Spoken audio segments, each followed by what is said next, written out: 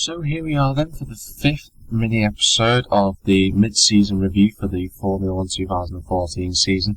This one we're looking at Toro Rosso, who've had a reasonable season so far. They've been doing quite well. They started off the season by retaining Jean-Eric Vergne, the French driver, who missed out on getting a chance at the Red Bull seat last year. Good choice for Toro Rosso, bit of experience there for the team. And the new driver Daniel Kvyat, who's shown great pace so far this season. Good start to the season for Toro Rosso. They seem to get their car working quite quickly, and they were able to get a double points finish, 8th and 9th, with Vergne heading Kvyat. And then in the Malaysian Grand Prix, they were able to do quite well again. Kvyat again getting into the points in 10th position. Sadly for Vergne, the start of his bad luck began at Malaysia. A turbo problem after 18 laps sidelined him from the rest of the Grand Prix. As we move over into Bahrain, after that race, Toro Rosso sort of fell back a little bit, especially after Sutil and Vergne collided, and the damage from that retired Sutil from the spot, but Vergne, after the damage, tried to carry on for another lap. He retired after that, and Kvyat ended up coming in 11th after the other teams sort of began to push away from Toro Rosso at that point. In China, however, they seemed to recapture a bit of their form that they had. Kvyat coming in 10th place and getting another point again for Toro Rosso with that speed of his. Vergne bringing him up just in 12th place. He did actually qualify in Q3, but he started 9th. He dropped back during the race, which was a shame for Toro Rosso because he seemed to do quite well up until that point. As we move into the Spanish Grand Prix, Toro Rosso had problems all weekend, really. It wasn't arguably their least favourite race of the year, and they finished 14th with Kvyat, and Jean-Eric Vergne retired because of exhaust problems, which a number of mechanical gremlins he's had this year, and it carried on into Monaco, where Toro Rosso probably had their worst race of the season, and both of them retiring because of exhaust problems. And it's a shame, really, because they qualified. They both got into Q3 with Vergne starting 7th and Kvyat 9th, but that reliability cost them quite dearly.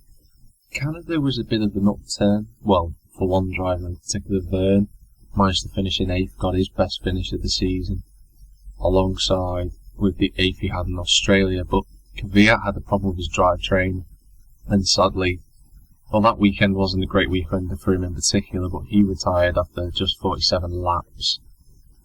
And then the mechanical gremlins again returned for Toro Rosso, both cars not even making it past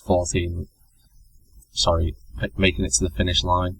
Kvyat retired with suspension damage after qualifying really highly in 7th place, and Vergne retired after 59 laps. He went straight on into the gravel track because of his brake problems that he had, and that was a shame for them. But things have upturned since then, especially at the British Grand Prix, when both cars were able to finish the race in the points, 9th and 10th. Kvyat heading Vergne once more. They both started in the top 10, they both finished in the same places as well, so it was a good race for them, showing signs that they could be slowly but surely moving forward.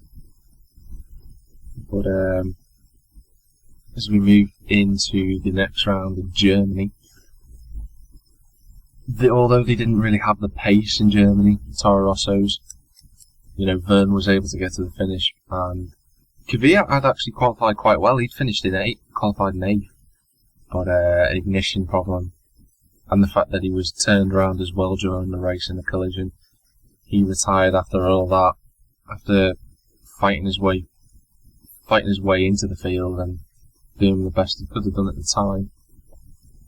Bit of a better race for them in Hungary. Vergne again getting into the points, with Kvyat having a troubled race, but he still managed to finish even though he was 14th and a lap down. But it's interesting with Toro Rosso at the minute. They've got two very good drivers. I mean, Vergne was on a par with Ricciardo to be considered for for the Red Bull team until Ricciardo got ahead of him in that respect. Verne's had a tricky start to the year, but he's managed to build it up since then. I mean, he's still had them. When he's not finished, it hasn't been through really accidents of his own making. They've sort of been through reliability problems, and that's been a shame for Verne because he's shown to be a really good racer. He might not have the pace over Kvyat, who's very, very quick, but he does have a really good race speed. And Kvyat's impressed a lot of people from down the grid, maybe even possible move for him in the future, maybe even next year to a better team I've heard rumours about. If that were to happen, I could see him slotting in quite easily with a higher team. Maybe not Red Bull, but other teams have been thinking about maybe prizing them away from the Red Bull driver program that they seem to be churning out drivers every year who are considered to be one of the best drivers, Vettel being part of that, and Ricciardo as well.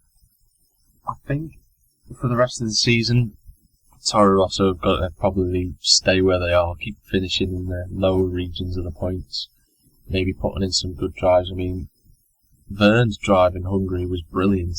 He was able to keep, he was in fourth for a while, able to keep all the really fast cars behind him for quite a few laps, even on worn tyres. So, very impressive drive from him. If they could get a bit of luck, maybe they could even hit the top 5. Bit of luck, though, would have to come their way. I don't think they could do it through outright speed. But it's a good start for Toro Rosso, and they should be able to carry it on to the end of this season.